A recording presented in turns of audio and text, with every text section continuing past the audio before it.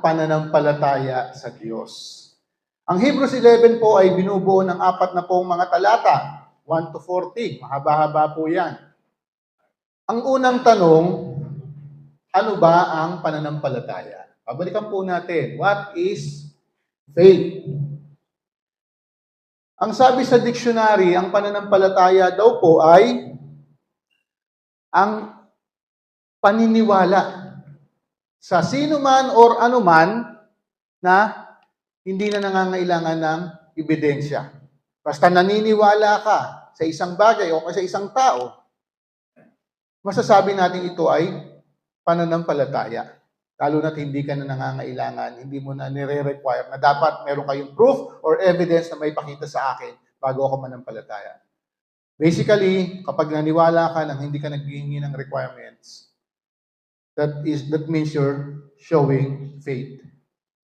Pero ang sinasabi po sa Bible, na makikita po natin sa unang talata ng ating pag-aaralan ngayon, Hebrews chapter 11 verse 1. Ang sabi, ang pananampalataya ay katiyakan na mangyayari ang ating mga inaasahan at paninindigan tungkol sa mga bagay na hindi nakikita.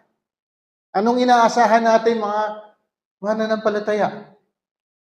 Buhay na walang hanggan ay pinagkaloob ng Panginoong Hesus.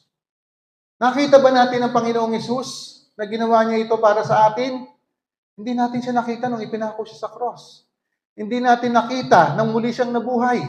Pero naniniwala tayo. Naniniwala tayo sa kapangyarihan ng kanyang pagiging anak ng Diyos, sa kanyang pagiging Diyos. Naniniwala tayo na ginawa niya dahil mahal niya tayo. Hindi niya nais na ang tao ay mapahamak. Kaya ang ginawa ng Panginoon, ibinigay niya ang kanyang sariling buhay para tayo maligtas. Meron ba tayong nakita doon? Anong ebidensya natin? Meron bang nagbalita sa atin before? Ang tanging ebidensya ang pinanghahawakan natin ay ang sinasabi ng kanyang mga salita o ang sinasabi ng banal na kasulatan.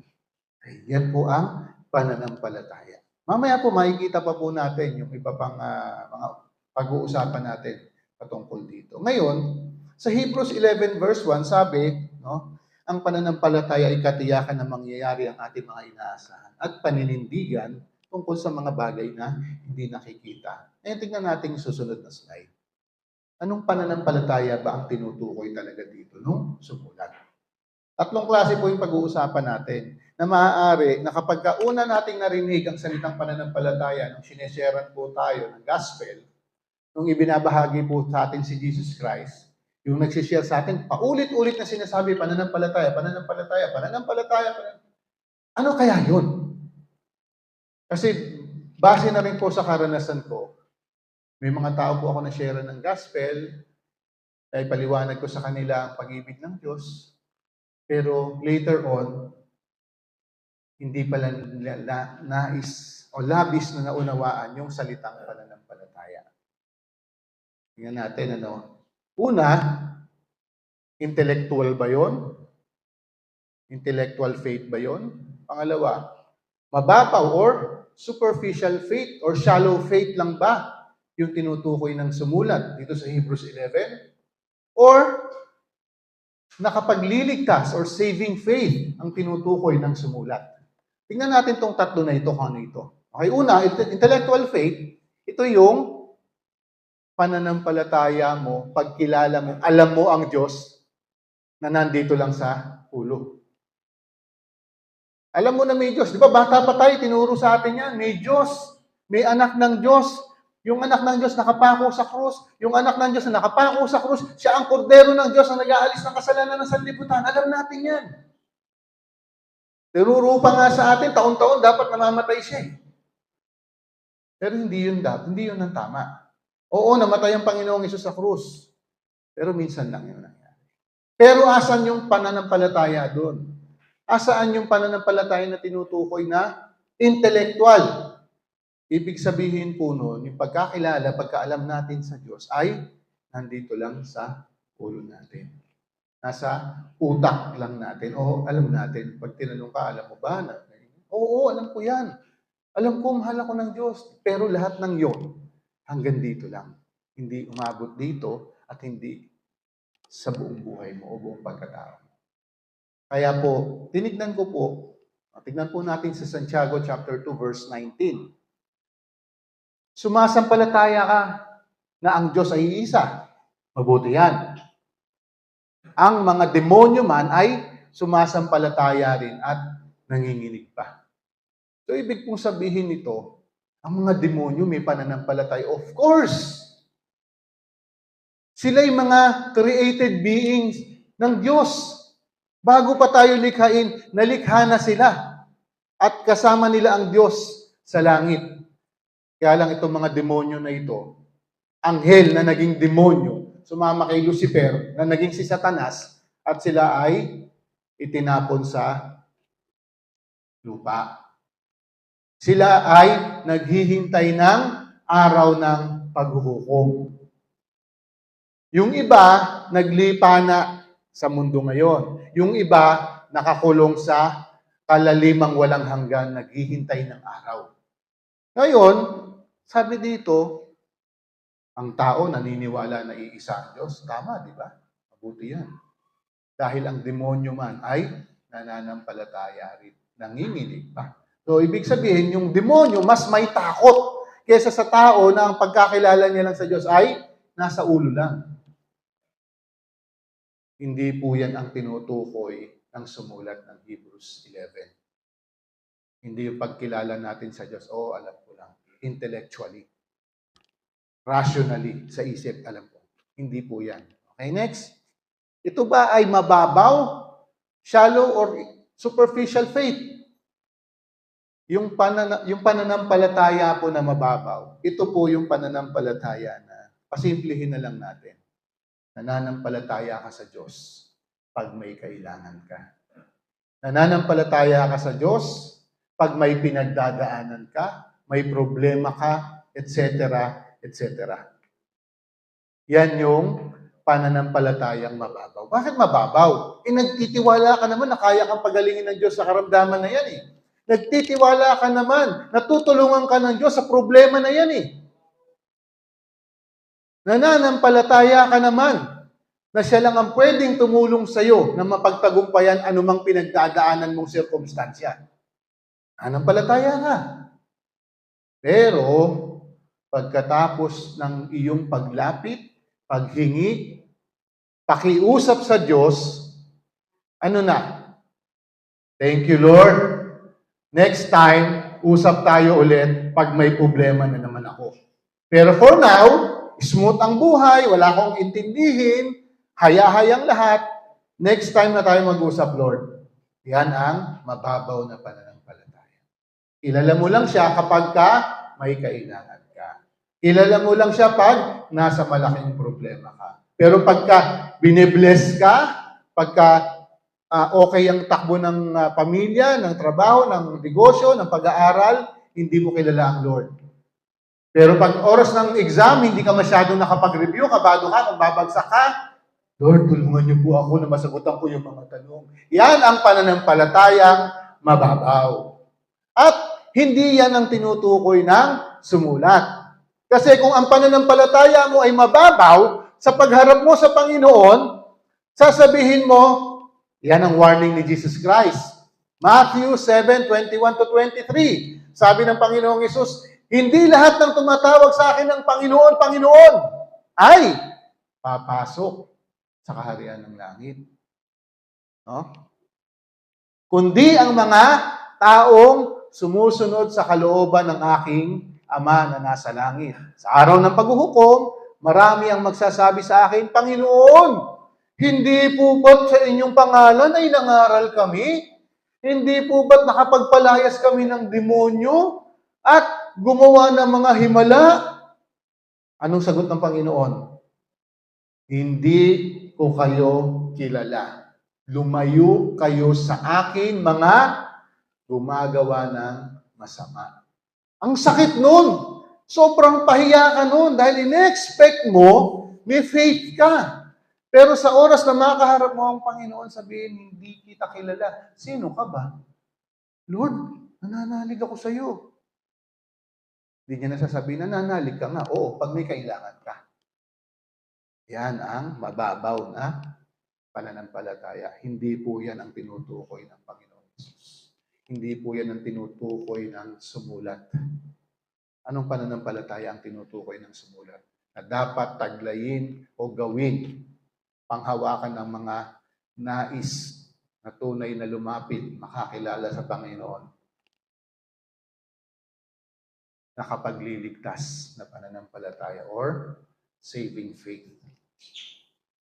Dahil diyan, yung pananampalataya na yan, yung saving faith na yan, iyayakap mo, tinatanggap mo, kinikilala mo sa buong buhay mo na si Jesus, ang anak ng Diyos, na nagkatawang tao para magbayad ng kasalanan mo. Ipinako siya sa krus, ibinigay niya ang kanyang buhay, kaya siya'y namatay. Inilibing at muling nabuhay sa ikatlong araw. Yang katotohanan na yan, pag tinatanggap ng tunay sa iyong buhay, sa iyong puso, pinanghahawakan mo ng ginawa ni Jesus Christ para sa iyo, ay naging sapat para ikaw ay maligtas sa pagpunta sa impyerno. Naniniwala ka sa Kanya, naniniwala ka sa Kanyang ginawa.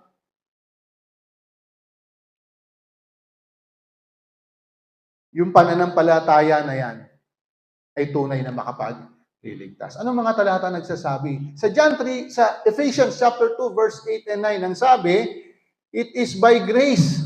Dahil sa biyaya kayo ay naligtas. Ito ay kaloob ng Diyos, hindi mula sa inyong sarili. Hindi dahil nagpakabait ka, hindi ito bunga ng iyong gawa. Tapos kung nagpakabait ka, ano mangyayari? Makapagmamalaki ka. Lord, nakarating ako dito sa langit kasi mabait ako, kasi ito yung ginawa ko. Pero ang kaligtasan po ay biyaya ng Panginoon. Libreng kaloob. Ano bang ginawa mo? Paano mo natanggap ito? Nanalig po, nanampalataya sa Panginoong Jesus. John 3:16. Gayon na lang ang pag-ibig ng Diyos sa sanlibutan. Ibinigay niya ang kanyang bugtong na anak. At ang sino mang sa kanya'y sasampalataya, hindi mapapahama kundi may buhay na walang hanggan. Acts 16:31. Sumampalataya ka sa Panginoong Hesus, maliligtas ka, ikaw at ang iyong sambahayan. Romans 10:9. Sino mang tumawag o ipahayag ng iyong labi, siyang anak ng Diyos na muling binuhay. Nanalig ka sa katotohanan na ito, maliligtas ka. Romans 8:1. Wala nang kahatulan. Anong kahatulan? Ng parusa. Wala nang kahatulan ng parusang pagpuntang impyerno ang mga sumampalataya sa anak ng Diyos. 1 John 5:13. Sinusulat ko ito sa inyo, sabi ni John, upang malaman ninyo na kayong mga sumampalataya sa anak ng Diyos ay may buhay na walang hanggan. So yung mga pananampalataya, sumampalataya na tinutukoy sa mga talata na ito yung saving faith. Dahil pinaniniwalaan mo, tinatanggap mo, nananalig ka sa Panginoong Hesus. Hindi yung naniniwala ka lang, lumalapit ka lang pag may kailangan ka. Hindi. In good times and in bad times, lalapit tayo sa Panginoon. Kinikilala natin yung kanyang ginawa. Kinikilala natin yung kanyang pagmamahal sa atin. Yan po yung pananampalataya. Ang sino man na sa kanya ay tunay na sumampalataya, maliligtas. Hindi sasabihin ng Panginoon, sino ka? Hindi. Ikaw tunay na sumampalataya sa Panginoon, sabihin sa ng Panginoon, well done, my good and faithful servant. Come. Tumuloy ka sa aking kaharian. Kung ang iyong pananampalataya ay tunay. Paano ko malalaman kung tunay ang aking pananampalataya? Hindi madidikta sa iyo ng kapwa-tao mo. Sinong nakakaalam niyan? Ang Panginoon at ikaw. Kung tunay mong isinuko ang buhay mo sa Panginoon, kung tunay mong tinatanggap ang mga katotohanan patungkol sa Panginoong Hesus. Kung tunay mong tinatanggap na sapat yung kanyang ginawa para maligtas ka. So, pupunta na po tayo sa Hebrews 11. Ang writer po nito, inilaan yung buong Hebrews 11 upang ipakita ang mga tao na champion pagdating sa usapin ng pananampalataya. Old Testament people. Yung buong chapter 11, inilaan niya yan. Bakit? Anong purpose niya? Pinakita niya yung pananampalataya ng mga tao nung lumang tipan. Bakit? Kasi nais niya na sa pagpasok ng Hebrews chapter 12, therefore, kaya nga, dahil sa napaliligiran tayo ng mga napakaraming saksi, tanggalin natin ang anumang balakid at kasalanang kumakapit sa atin. Buong tiyaga tayong tumakbo sa takbuhing nasa ating harapan. Ituon natin ang ating paningin kay Jesus. Sa Kanya nakasalalay ang ating pananampalataya mula simula hanggang katapusan. Dahil sa kagalakang naghihintay sa Kanya, hindi niya inalintana ang kahihiyan ng pagkamatay sa krus. At siya ngayon ay nakaupo sa kanan ng trono ng Diyos. Nung sabihin niya po ito, anong binabalikan niya? Balikan natin yung buhay ng mga unang sumampalataya sa Diyos. Yung mga mananampalataya in the Old Testament times. Bakit? Kasi yung buhay nila hindi naging madali. Nagpatuloy sila kahit maraming pwedeng maging hadlang. Eh ang sinasabi sa chapter 12, merong takbuhin tayo mga Kristiyano. Meron tayong takbuhin mga mananampalataya. Ano sabi niya? Alisin natin yung mga balakid. Yung mga pabigat, alisin natin yung kasalanan. At takbuhin natin. No? Alam niyo ba yung takbuhin na binibigay sa atin dito? Parang marathon. Mahabang takbuhin. Sa marathon po, alam niyo mahalaga sa marathon. Hindi naman yung mauna ka eh. Ang mahalaga sa marathon, makatapos ka. Ganyan po yung takbuhin ay binibigay sa atin. So, sinong titignan natin? Sinong tutularan nating halimbawa? Yung mga binanggit niya sa 11. Titignan natin ngayon yan. Sino ba yung mga yan? Okay? Yan o. Pero napakarami pong mga tao sa Old Testament na grabe talaga yung kanilang pananampalataya. Sabi dito sa 11, si Abel, dahil sa kanyang pananampalataya, kahit patay na siya, nagagawa pa niyang magsalita. Sabi sa Hebrews 11, si Enoch, dahil sa pananampalataya, na lumakad siya ng kalugod-lugod sa harapan ng Diyos. Dahil sa pananampalataya, si Noe or si Noah, hindi pa siya nakakita ng ulan, hindi pa siya nakakita ng baha. Pero nung sinabi ng Diyos, magtayo ka ng arko, nagtayo siya ng arko para maligtas siya at ang kanyang pamilya.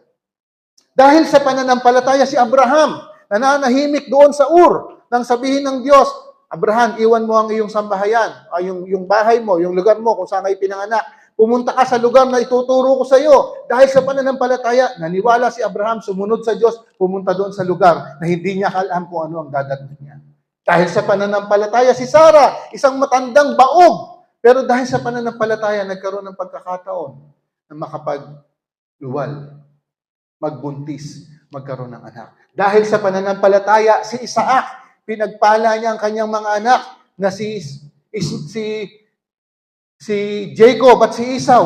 Dahil sa pananampalataya, si Jacob, pinagpala niya, binless niya ang mga anak ni Joseph. Dahil sa pananampalataya, si Joseph, naniniwala siya na ang Israel ay makalalabas sa kanilang kalagayan sa Egypt. At ibinilin pa niya, paglabas ninyo ng Egypt, isama ninyo ang aking mga buto. Dahil sa pananampalataya, ang mga magulang ni Moises, hindi sinunod ang utos ng Paraon, bagkos itinago nila ang batang si Moises dahil alam nila, espesyal ang bata na ito. Dahil sa pananampalataya, si Moises, mas pinili niya na maging katulad ng mga kababayan niya mga Hudyo na pinahihirapan ng mga Ehipsyo. Hindi niya inalintana yung kahalagahan ng kayamanan, walang halaga sa kanya yun. Anong mahalaga sa kanya? Maging katulad siya ng kanyang mga tunay na kababayan. Dahil sa pananampalataya, ang mga Israelita, ikutin nila ang Jericho ng 7 araw. Dahil sa pananampalataya, gumuho ang mga pader ng Jericho. Dahil sa pananampalataya, si Rahab, isang babaeng patutot, isang babaeng masama ang hanap buhay, ay hindi napahamak katulad ng kanyang mga kasama doon sa lugar ng Jericho. Dahil magiliw niyang tinulungan ang mga espiya na pinadala ni Moises upang tignan ang lugar na iyon. Dahil sa pananampalataya, si Gideon, ilang libo ang kalaban, pero sa gamit na 300 kawal, sa biyaya ng Diyos na pagtagumpayan niya, natalunin ang libo-libong mga kaaway.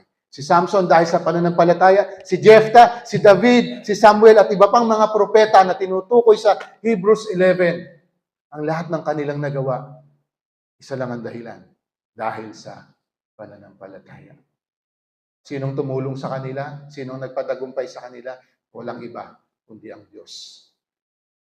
Yan po ang nangyari sa Hebrews 11 na tinutukoy ng sumulat.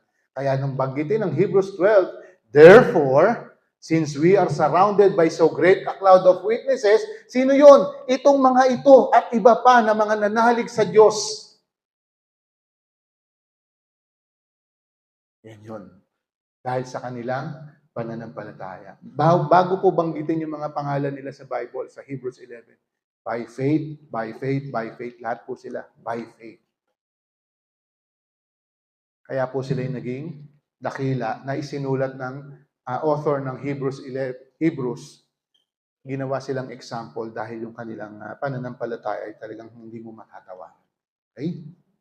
Ngayon, sabi sa Hebrews 11:2, yan, kinalugdan ng Diyos ang mga tao noong unang panahon dahil sa kanilang pananampalataya. Pero, ang sabi naman sa Hebrews 11:6, hindi maaaring kalugdan ng Diyos ang walang pananampalataya sa Kanya. So talaga dito, ito na yung nagsosolidify ng kahalagahan ng pananampalataya sa Diyos. Hindi maaaring kalugdan ng Diyos ang walang pananampalataya sa Kanya. Sapagkat, ang sino mang lumalapit sa Diyos ay dapat sumampalatayang may Diyos at siya ang nagbibigay ng gantimpala sa mga humahanap sa Kanya. Yan, napakahalaga po. Kaya po tayo, wag na tayong umasa. Nakalulugdan tayo ng Diyos kung wala naman tayong pananampalataya sa Kanya. Ito po ang mahalaga sa Panginoon. Kalulugdan lang tayo ng Diyos kung meron tayong tunay na pananampalataya sa Kanya. Gaya ng mga binanggit kanina ng mga tao. Mula kay Abel hanggang sa mga propeta.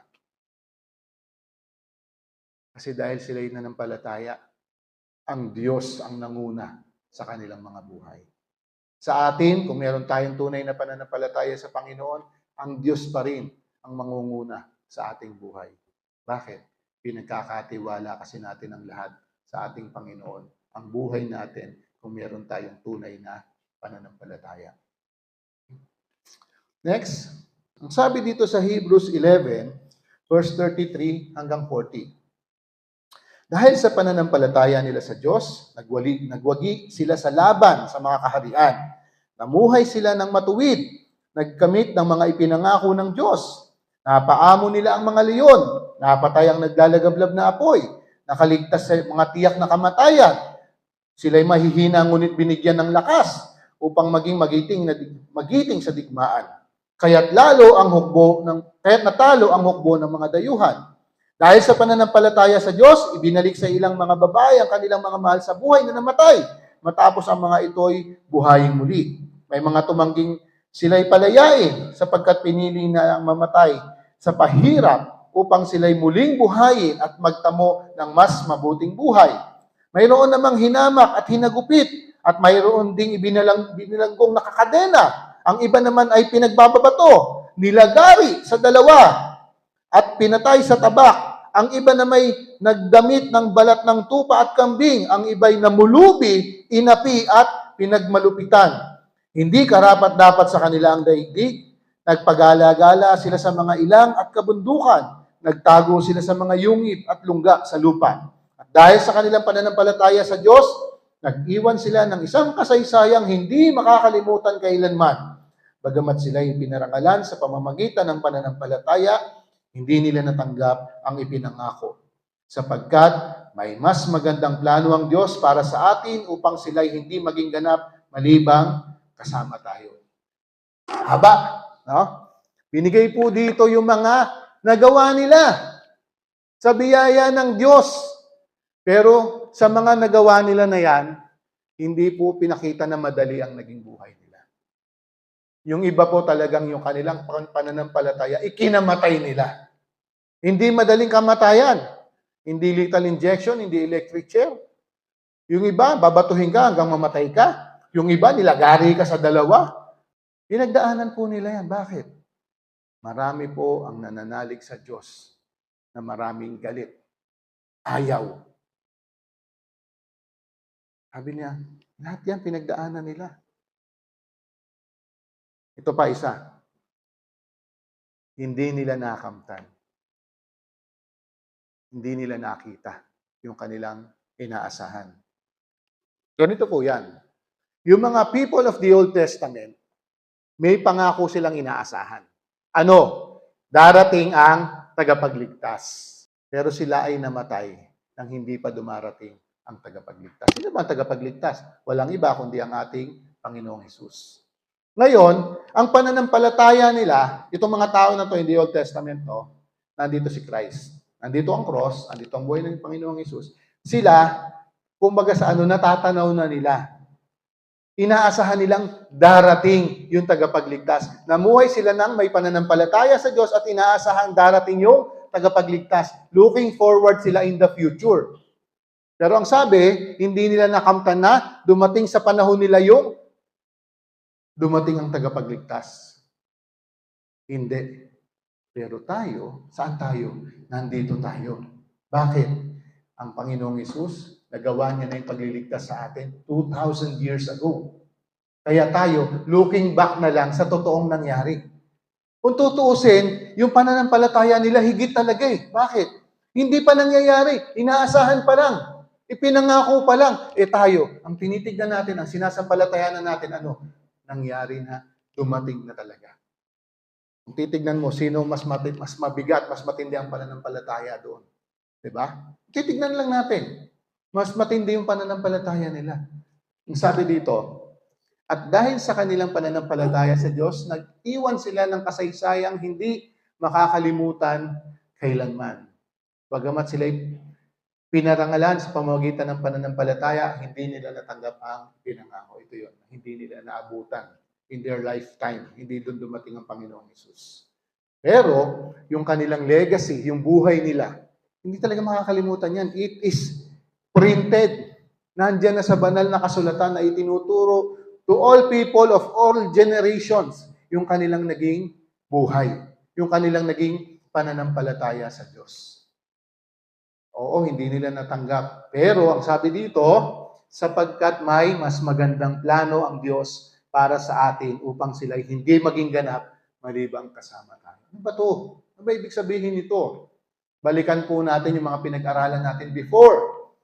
Anong nangyari sa mga Old Testament saints? Nang sila'y namatay, mga nanalig sa Diyos, nasan sila? Sa paraiso, sa piling ni Abraham. Wala pa doon ang Diyos, pero maganda ang kanilang kalagayan. Inaaliw sila doon.